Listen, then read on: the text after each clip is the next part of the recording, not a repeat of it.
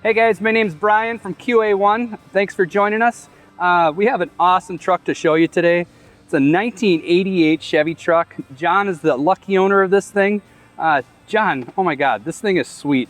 Best color in the world. Let me tell you, I have a soft spot for black vehicles, that's for sure.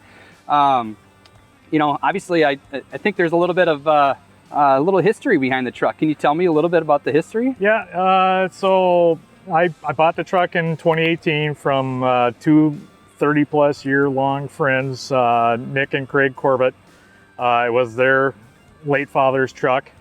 The younger brother, Nick, drove the truck for quite a while, stored it, worked on it, and then he was looking to sell it, and then I approached him and, you know, wanted to keep it in the family or Sure. keep it with friends that knew his father, and I known their family for quite a long time. Yeah. And so I picked it up in 2018, and the paint, as you see it, is how it was when I got it. Like I told you earlier, I had the old school, 90s rake. Is that's what their dad had on it. Yeah. And yeah, slowly but surely, I just wanted to make the truck my own. Level the back end down to get a better stance on it the way I want it. And just over time, just watching car shows, Hot Rod Garage, Motor Trend, Roadkill Garage, got exposed by TV actually to the QA1 product. Yeah, just led me getting the stage 2, and then eventually I just wanted more out of my handling, so upgraded to the stage 3 in the front. Yeah.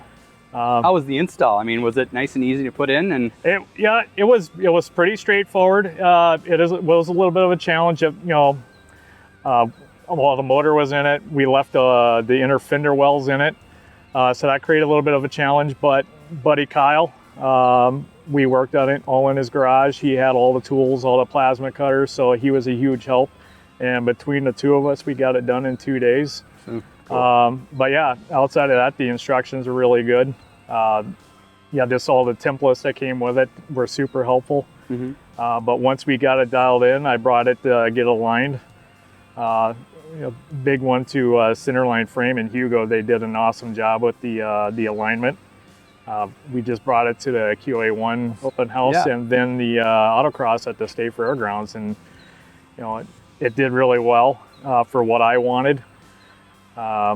Actually, at the open house, we won that the gift card, so that led me into going from the single stage, single adjustable rear shocks to the double adjustables. Yeah, win-win. Yeah, for sure. So yeah, we did that. We installed those, and that actually just helped the back of the truck to stay a little bit more planted. So extremely pleased with how the parts are going. But yeah, just it's one of those vehicles. You never know how far down a rabbit hole we're going to go, and right now it's pretty bottomless. So, but we got a lot of things we want to get done to it. So in the spring, we're going to swap out my leaky 700 R4 and put in a Tremec. So pretty excited about that. Yeah, I love stick cars, that's for sure. Yeah, they're fun to drive. And yeah. So can't wait to go back to the QA1 Autocross next year with a stick shift and actually row some gears.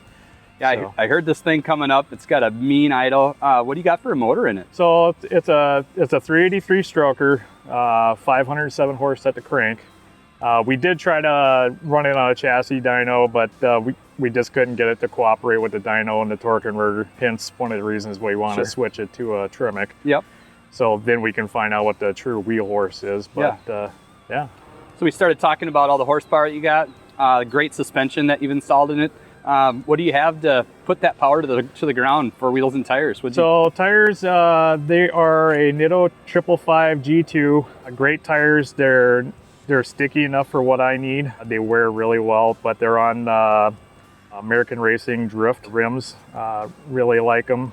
Eventually, I do want to go to a square all the way around. So right now they're 18/8s in the front, 18/10s in the rear. Yep. But yeah, eventually I want to go to a square fit. So that's down the road, but eventually I do want to do that. Yeah. What about the interior? Have you done anything to the interior since you got it? So the late father had a 454 interior in it. The seats were getting a little tired. The foam's getting a little flat, being it's pretty old stuff. So Just this spring, myself and buddy Kyle, we swapped out the interior, laid down a whole bunch of kill mat in it for the sound deadener and the heat. That worked out really well. New carpeting. Another shout out to Snowden Custom Seats out of Texas. They did an awesome job with the seat, and really love it. So right now, like we were talking earlier, just waiting for somebody to start getting into more of the market for these trucks for the plastic trim pieces, because they're really super hard to find. Yeah. And old trucks like these, the plastic is super brittle, so you got to be really careful taking it apart. So, obviously we've been talking about all the awesome points in this truck. Let's go drive this thing. What do you think? Let's let the smoke out. Let's go drive it.